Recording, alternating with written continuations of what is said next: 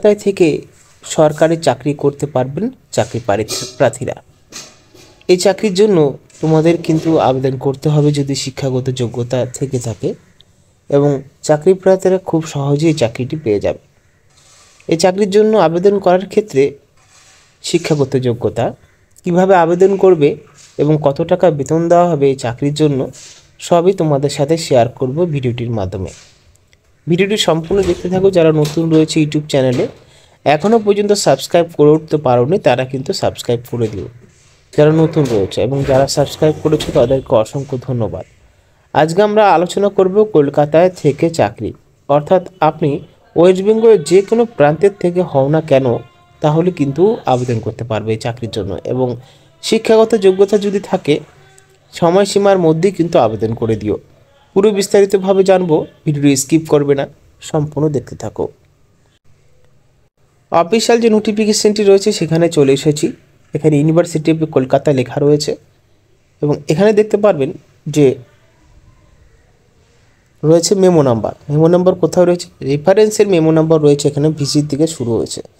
আপনি চাইলে এই নোটিফিকেশনটি মেমো নাম্বার দেখে গুগলে সার্চ করেও কিন্তু ডাউনলোড করা যাবে এই নোটিফিকেশনটি।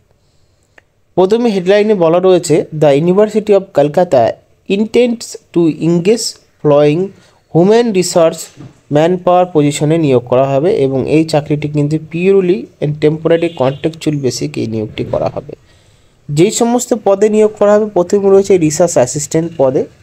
এসসিদের জন্য এখানে মাস্টার ডিগ্রি করতে হবে কম্পিউটারে, এবং সায়েন্স বিটেকে কম্পিউটার করতে হবে, সাথে এক্সপিরিয়েন্স থাকতে হবে RDMS অ্যান্ড DBMS এবং networking, website designing, data visualization, various statistical software, Python and various AI tools, fluency English.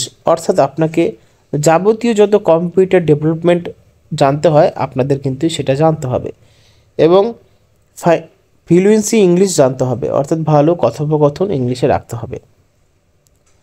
Desirable কি বলা হয়েছে? অ্যাডভান্স নলেজ থাকতে হবে RDMS এবং DBMS-এ, তারপর ডেটা ভিজুয়ালাইজেশনসে। দ্বিতীয় নম্বরে বিয়ে রয়েছে, performance will be given to candidate having domain knowledge and or publication IPR, অর্থাৎ এর মাধ্যমেই নিয়োগটি করা হবে। বয়স 40 বছরের মধ্যে হতে হবে। এই বয়সটি কিন্তু ক্যালকুলেশন করা হবে 1 জানুয়ারি 2023-এ। এই চাকরির বেতনটি দেওয়া হবে 35,000 টাকা প্রতি মাসে।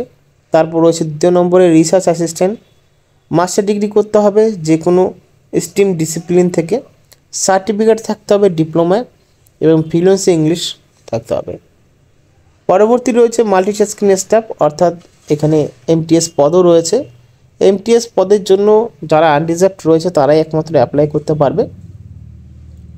এসেনশিয়ালস কোয়ালিফিকেশনের কথা বলা হয়েছে, যারা গ্র্যাজুয়েশনে অনার্স নিয়ে পাস করেছো, 60% নাম্বার রয়েছে, তারাই কিন্তু এখানে অ্যাপ্লাই করতে পারবে, এবং হ্যাভিং ডোমেন নলেজ IPR, অর্থাৎ IPR এর ডোমেন নলেজ থাকতে হবে। এক্সপিরিয়েন্স থাকতে হবে বেসিক অফিস সফটওয়্যারে।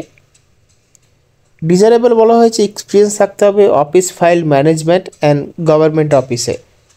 এক্সপিরিয়েন্স থাকতে হবে record keeping and documentation of government, non government, private organization প্রজেক্টে। বয়স 35 বছরের মধ্যে হতে হবে। 1 জানুয়ারি 2023-এ ক্যালকুলেশন করা হবে বয়স। এই মাল্টিটাস্কিং স্টাফের জন্য বেতন দেওয়া হবে 25,000 টাকা। এই চাকরিগুলোর জন্য আবেদন করার ক্ষেত্রে যারা চাকরি প্রার্থীরা রয়েছে তাদের জন্য কিন্তু এখানে বিষয়টি up to date biodata during ইন্টারভিউর সময় কিন্তু বায়োডাটা জমা দিতে হবে। কি কি দিতে হবে? এখানে পাসপোর্ট সাইজের কালার ফটোগ্রাফির ছবি, সেলফ অ্যাটেস্টেড ফটোকপিস, এবং সাপোর্ট এইজের জন্য Aadhaar card, Indian passport, PAN card বা ড্রাইভিং লাইসেন্স দিতে পারবেন। এডুকেশন কোয়ালিফিকেশনের জন্য আপনাদের যে সমস্ত সার্টিফিকেট দিতে হবে সেটি অল সার্টিফিকেট অ্যান্ড মার্কশিট দিতে হবে শুরু করে মাধ্যমিকের থেকে। Caste and experience with the original document দিতে হবে অ্যাট দ্য টাইম ইন্টারভিউ, অর্থাৎ যখন ইন্টারভিউ হবে সেই সমস্ত এবং বায়োডাটা ডকুমেন্ট নিয়ে এবং অরিজিনাল ডকুমেন্ট এবং তার সাথে একটি সেট জেরক্স নিয়ে অর্থাৎ যেদিন হবে ইন্টারভিউ সেদিন কিন্তু উপস্থিত হতে হবে এইসব কিছু নিয়ে। The applicant must provide a email ID and contact number. Soft copy application form with need testimonials for qualification, caste and experience must reach of the following email address by, অর্থাৎ email অ্যাড্রেসের দ্বারা আবেদন করতে হবে। এখন email অ্যাড্রেসে 31 December 2023 পর্যন্ত 5টার সময় পর্যন্ত এই আবেদন প্রক্রিয়া চলবে এবং এই রয়েছে ইমেল অ্যাড্রেস। এই ইমেল অ্যাড্রেসে বায়োডাটার সাথে যাবতীয় ডকুমেন্ট পাঠিয়ে দিতে হবে। সাথে এখানে 3 নম্বরে বলা হয়েছে the applicant must provide a valid email ID and contact number. এই দুটো কিন্তু দিতেই হবে, মাস্ট। তাহলে কিন্তু যদি না দাও এবং ভুল দাও তাহলে কিন্তু তারা কমিউনিকেট করতে পারবে না তোমাদের সাথে। তারপরে ইন্টারভিউ হওয়ার পরে শর্ট লিস্টের মাধ্যমে নিয়োগ করা হবে এবং interested candidate may submit their application with the following details in plane paper along with a passport size photo and supporting document as applicable।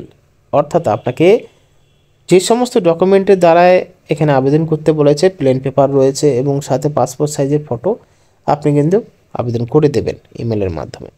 তো কারও কোনো অসুবিধা নেই, ইমেলের মাধ্যমে আবেদন চলবে এবং এই ইমেলের মাধ্যমে আবেদন প্রক্রিয়া কিন্তু লং লাস্টিং 31 ডিসেম্বর 2023 পর্যন্ত চলবে। তো এখানে শেষ করছি।